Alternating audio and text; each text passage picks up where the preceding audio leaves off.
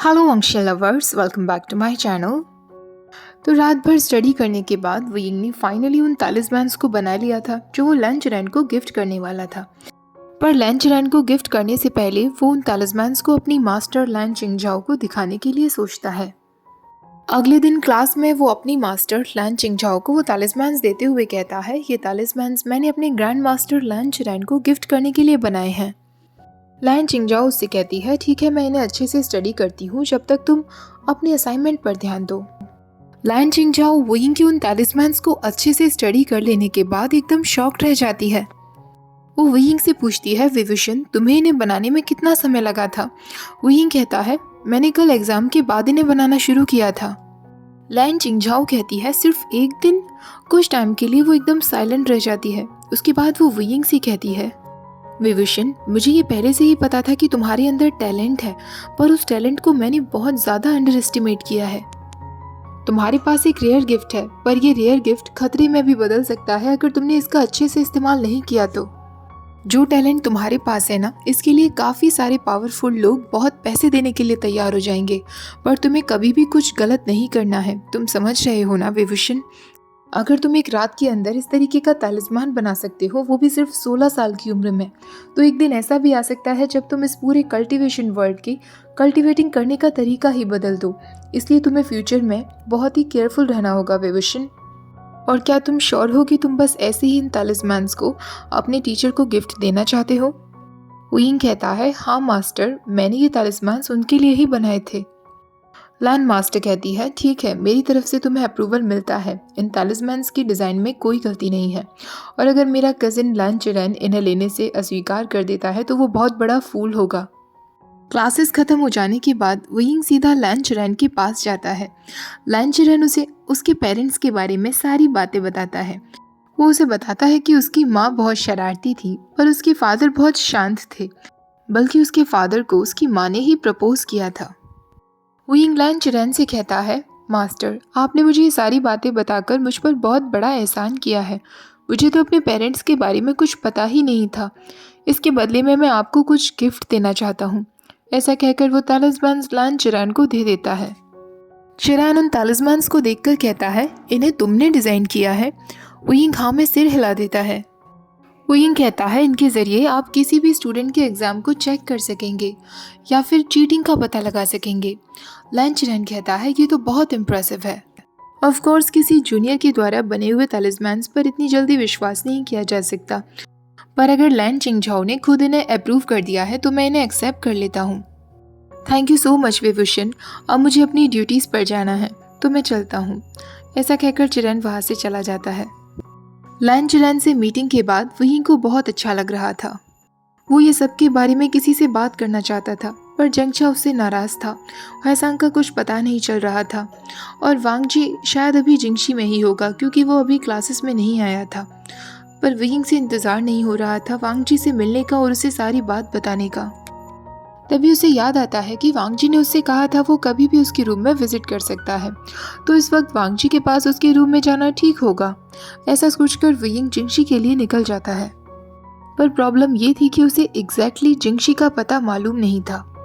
थोड़ा आगे जाने पर विंग को एक घर नजर आता है जिसके पास एक ब्यूटीफुल सा प्लम ट्री बना हुआ था। विंग एंट्रेंस पर जाता है। वो जैसे ही एंट्रेंस पर जो दरवाज़ा लगा हुआ था वहाँ की नेम प्लेट पढ़ता है तो वहाँ हांची लिखा हुआ था। वो तुरंत वहाँ से मुड़ता है और सोचने लगता है, ये तो लंजा का रूम नहीं है, ये ज़रूर जेवुजुन का रूम होगा। पर वो जैसे ही मुड़ता है तो उसके पीछे से लैन चिचैन वहाँ चला आ रहा था। विंग उसे देखकर कहता है, आई एम सॉरी जेवुजुन, मैंने ये कोई और रूम समझ लिया था। मैं लंजा के रूम को ढूंढ रहा था। उसने मुझसे कहा था कि मैं कभी भी उसके रूम में आ सकता हूँ और उसे विजिट कर सकता हूँ, इसलिए मैं उससे मिलना चाहता था। आई एम सॉरी, मैंने आपकी प्राइवेसी को डिस्टर्ब कर दिया। लैन चिचैन जेंटली उससे कहता है, मास्टर वेई, सॉरी कहने की कोई ज़रूरत नहीं, पर आपने कहा कि वांग जी ने खुद आपको अपने रूम में इनवाइट किया था।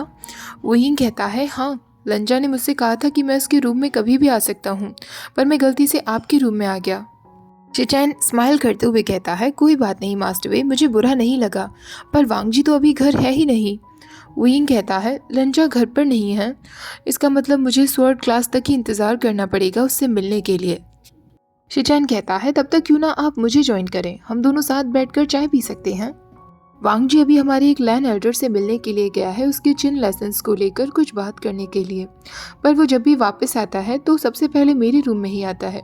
वो कुछ टाइम में आने ही वाला होगा, तो हम दोनों साथ बैठकर मेरे रूम में उसका इंतजार कर सकते हैं। वो यिंग मुस्कुराते हुए कहता है हाँ बिल्कुल जेवुजुन, मुझे बहुत अच्छा लगेगा। वो दोनों साथ में रूम में अंदर जाते हैं।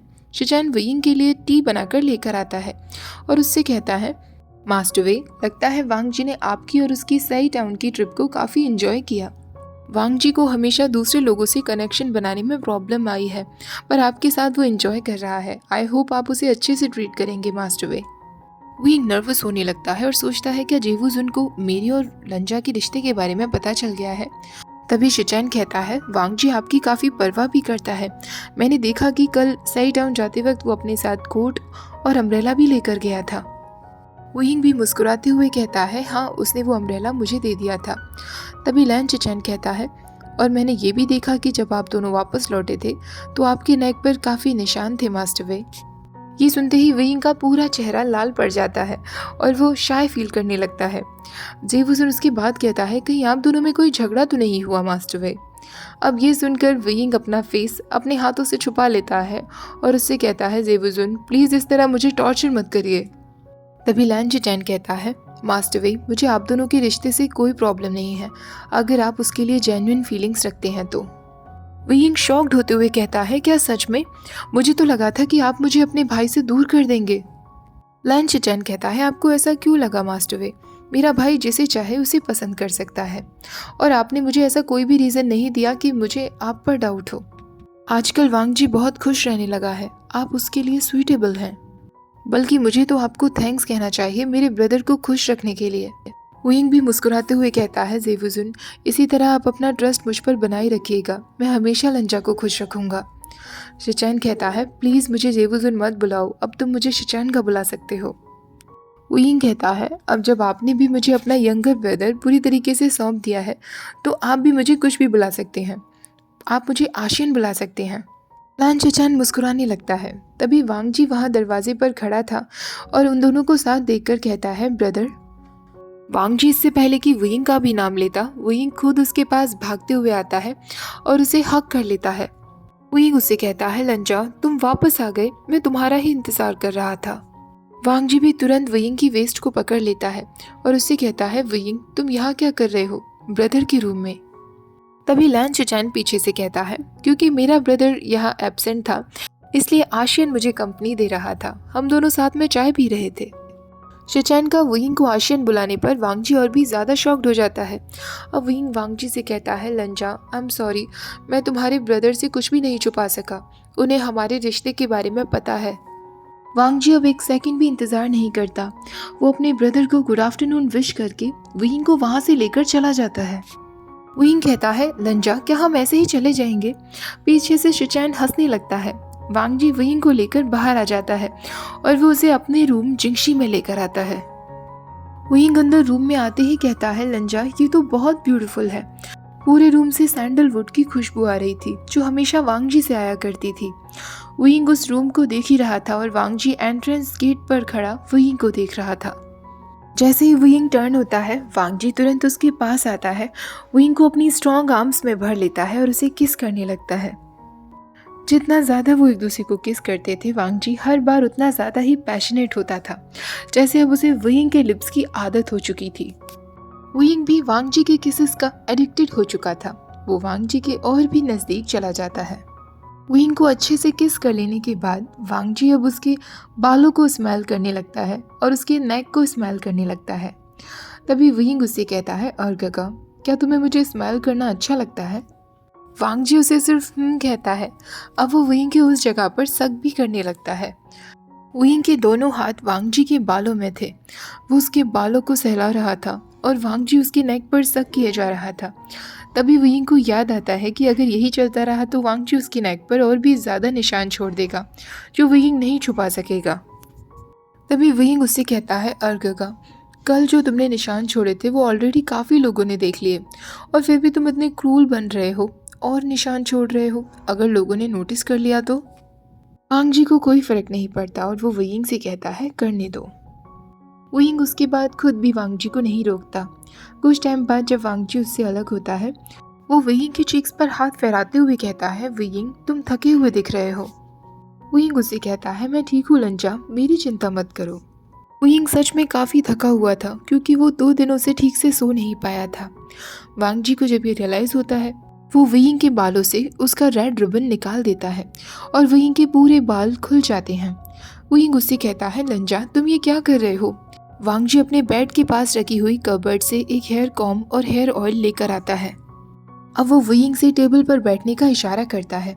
वुयिंग उससे कहता है, लंजा तुम्हें ये सब करने की ज़रूरत नहीं। वांग जी उसका हाथ पकड़ लेता है और उसे अपनी तरफ खींचते हुए कहता है, प्लीज़ वुयिंग मुझे अपना ख्याल रखने दो। वुयिंग का दिल फीलिंग से भर आता है और वो वहीं बैठ जाता है।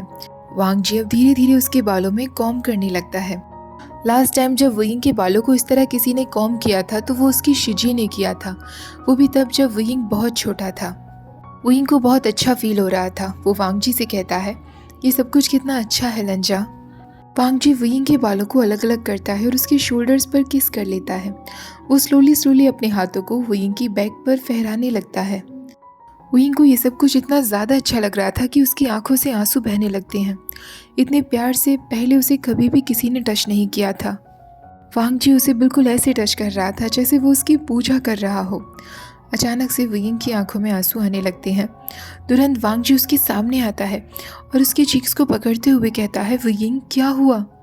वो उसके आंसुओं को पोंछते हुए कहता है, क्या मैंने कुछ गलत कर दिया, तुम रो क्यों रहे हो। वुयिंग तुरंत वांग जी के शोल्डर्स से चिपक जाता है, उसकी रोब्स को पकड़ते हुए कहता है, लंजा मैं तुमसे प्यार करता हूँ। वुयिंग की आंखों से अभी भी आंसू आए जा रहे थे। वो वांग जी से पूछता है, क्या तुम मुझसे प्यार करते हो। वांग जी जेंटली उसके फोरहेड पर किस करते हुए कहता है, वुयिंग मैं भी तुमसे प्यार करता हूँ। अब वो अपनी स्लीव से वुयिंग के आंसुओं को पोंछते हुए कहता है, तुम रो क्यों रहे हो। वुयिंग उससे कहता है, कुछ नहीं लंजा, मैं बस तुमसे बहुत प्यार करता हूँ।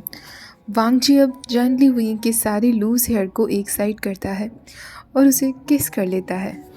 वुयिंग सिर्फ मुस्कुराता है और मोर्निंग करने लगता है। वो गहरी आवाज़ में वांग जी का नाम लेता है। वांग जी उसे डीपली किस कर रहा था और वो उसे किस करते हुए वुयिंग के बिल्कुल थाइस के बीचों बीच आ गया था। वुयिंग अब उससे अलग होते हुए कहता है, केयरफुल लंजा, अगर हम दोनों इसी तरह कंटिन्यू करते रहे ना तो मुझे खुद नहीं पता कि मैं तुम्हें क्या क्या करने की इजाज़त दे दूंगा। वांग जी उससे कहता है, वुयिंग मुझे टीज मत करो। वुयिंग अपनी नोज़ वांग जी की नोज़ से लगाते हुए कहता है, मैं तुम्हें टीज नहीं कर रहा हूँ लंजा। वांग जी की शोल्डर्स एकदम स्ट्रेट हो जाते हैं और वो वुयिंग के चीक्स को पुल करते हुए कहता है, हमें जल्दी ही स्वॉर्ड प्रैक्टिस के लिए भी जाना है, हमारी क्लास शुरू होने वाली है। वुयिंग को भी याद आता है कि उनकी स्वॉर्ड क्लास होने वाली है। वो भी वांग जी से कहता है, हाँ तुमने सही कहा, हमें क्लास के लिए चलना चाहिए इससे पहले कि हम कुछ और करने लगे। वुयिंग अपना रिबन वापस लेता है, अपनी पोनीटेल बनाता है और वो दोनों उस जगह के लिए निकल जाते हैं जहाँ उनकी क्लास होने वाली थी। क्लास में पहुंचने के बाद स्वॉर्ड मास्टर वांग जी को देखकर कहता है, सेकंड मास्टर लैन, शायद आप मुझे यहाँ असिस्ट करने के लिए आए हैं। वांग जी हाँ में सिर हिला देता है। वुयिंग अपने आप को इंट्रोड्यूस करते हुए कहता है, मैं युनमक जांग सेक्ट का स्टूडेंट वे वुशन हूँ। थैंक यू सो मच, आपने मुझे इस क्लास में आने दिया। स्वॉर्ड मास्टर कहता है, मेरा नाम साई चांग है और मैं लैन जूनियर डिसिपल्स का करंट स्वॉर्ड मास्टर हूँ। तुमसे मिलकर खुशी हुई मास्टर वे। क्योंकि तुम्हें जांग सेक्ट का हेड डिसिपल कहते हैं, मुझे तुमसे काफ़ी हाई एक्सपेक्टेशंस हैं। इससे पहले कि आप लैंड स्किल्स सीखना शुरू करें, मैं आपकी तलवारबाजी में स्किल्स देखना चाहूँगा, तो आपको मेरे साथ एक कंपटीशन करना होगा। वुयिंग कहता है, ऑफ कोर्स, मैं बिल्कुल रेडी हूँ। वुयिंग और साई चियांग साथ में मिलकर तलवारबाजी शुरू करते हैं और साई चियांग को बहुत जल्दी ही रियलाइज़ हो जाता है कि वुयिंग की स्किल्स बहुत हद तक उसकी मदर से मिलती हैं।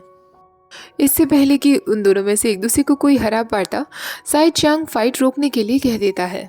वो वुयिंग से कहता है, तुम्हारी तलवारबाजी सच में काफ़ी अच्छी है, हालांकि ये लैंड स्किल्स से काफ़ी डिफरेंट है।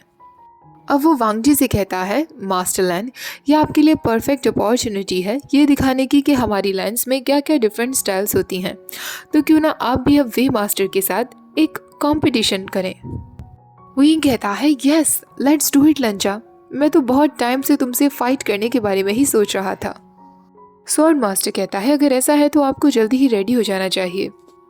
वहीं अब वांग जी के नज़दीक जाकर उसके कान में कहता है अर्गगा, अगर मैं तुम्हें हरा दूंगा तो तुम मुझे बदले में क्या दोगे? वांग जी उससे कहता है, तुम जो चाहो वो मुझसे मांग सकते हो, लेकिन तब जब तुम मेरे साथ बेड में होंगे। और वांग जी ने ये बात बिल्कुल एक स्ट्रेट फेस से कही थी। वुयिंग की चीक्स बहुत ज़्यादा ब्लश करने लगते हैं और वो वांग जी के कान में कहता है, मास्टर लैन, तुम कितने ज़्यादा डर्टी बातें करते हो। वांग जी अब अपनी तलवार निकालता है और उससे कहता है, गेट रेडी वुयिंग। वो दोनों एक दूसरे की तरफ सिर झुकाते हैं और मास्टर के स्टार्ट कहने पर फाइटिंग शुरू कर देते हैं। वुयिंग ने तुरंत सुइबियान का अटैक बीचन पर शुरू कर दिया था और वांग जी बस उसके अटैक को ब्लॉक कर रहा था। वांग जी बार बार ऐसा ही कर रहा था। वुयिंग को पता था कि लंचा बस उसका थकने का इंतजार कर रहा है। काफी टाइम तक लड़ते लड़ते दोनों को बहुत ज्यादा स्वेट होने लगा था। सडनली उन दोनों के ब्लेड्स उन दोनों की नेक्स पर थे और ट्रेनिंग फील्ड में बिल्कुल साइलेंस हो गया था। वुयिंग की सांसें बहुत तेज चल रही थी और उसकी नेक से पसीना बह रहा था। वांग जी की नज़रें जब उसकी नेक पर जाती हैं, उसकी आंखों में फायर दिखने लगता है। वो अभी बस वुयिंग की बॉडी को अपना बना लेना चाहता था। ट्रेनिंग फील्ड में उन दोनों के लिए तालियां बजने लगती हैं। साय चांग के इशारे पर वो दोनों अपनी लड़ाई स्टॉप कर देते हैं और एक दूसरे की तरफ फिर से सिर झुकाते हैं। वुयिंग फिर से वांग जी के नज़दीक जाकर कहता है, लंजा, ये मैच सच में ऑसम था। वांग जी की नज़रें अभी भी वुयिंग की नेक पर थी और उसकी आंखों में अभी भी वाइल्ड लुक था। साय चांग उन दोनों को प्रेज करता है। उसके बाद वो बाकी डिसिपल्स से कहता है कि अब एक एक करके उनकी बारी होगी पोजीशंस में लड़ने की। अब वो वुयिंग और वांग जी से कहता है, तुम दोनों थक गए होंगे, तुम दोनों को रेस्ट रूम में जाना चाहिए। वांग जी तुरंत वुयिंग का हाथ पकड़ता है और उसे खींचते हुए ले जाता है। वुयिंग उसे कहता है, लंजा, तुम मुझे कहाँ ले जा रहे हो? वांग जी उसकी बातों का कोई रिस्पॉन्ड नहीं देता और वो तुरंत उस फील्ड से बहुत दूर आ जाते हैं। वांग जी वुयिंग को एक हॉलवे में लेकर आया था जहां गेस्ट डिसिपल्स ट्रेनिंग करते हैं। वहां उसे लाते ही वो वुयिंग को वॉल पर पुश कर देता है और तुरंत उसे किस करने लगता है। वांग जी फोर्सफुली वुयिंग के बालों को खींच रहा था। वांग जी का माउथ वुयिंग को फायर जैसा फील हो रहा था। वांग जी ने वुयिंग के लिए इतना टाइम भी नहीं छोड़ा था कि वो ठीक से सांस ले सके। वुयिंग अभी भी गहरी गहरी सांसें ले रहा था। वो वुयिंग के शोल्डर्स पर उसके कॉलर को पकड़ता है और फोर्सफुली उस कॉलर को नीचे कर देता है। वुयिंग का नेकेड शोल्डर अब उसे दिख रहा था जहां वो जोर से बाइट कर लेता है। वुयिंग अपनी मोर्निंग के बीच में उससे कहता है, लंजा, पर वांग जी फिर उसकी कोई बात नहीं सुनता और उसके लिप्स को रिकैप्चर कर लेता है। उनकी स्वॉर्ड फाइटिंग के बाद अब उनकी वेट टंग्स आपस में फाइटिंग कर रही थी। वो दोनों ही एक दूसरे के लिए बहुत ज़्यादा डेस्परेट थे। ओके गाइज, आज के इस रोमांटिक से पार्ट को यहीं पर ख़त्म करती हूँ। आई होप आप लोगों को आज का पार्ट भी अच्छा लगा होगा and thank you very much last part पर 2K लाइक्स पहुँचाने के लिए।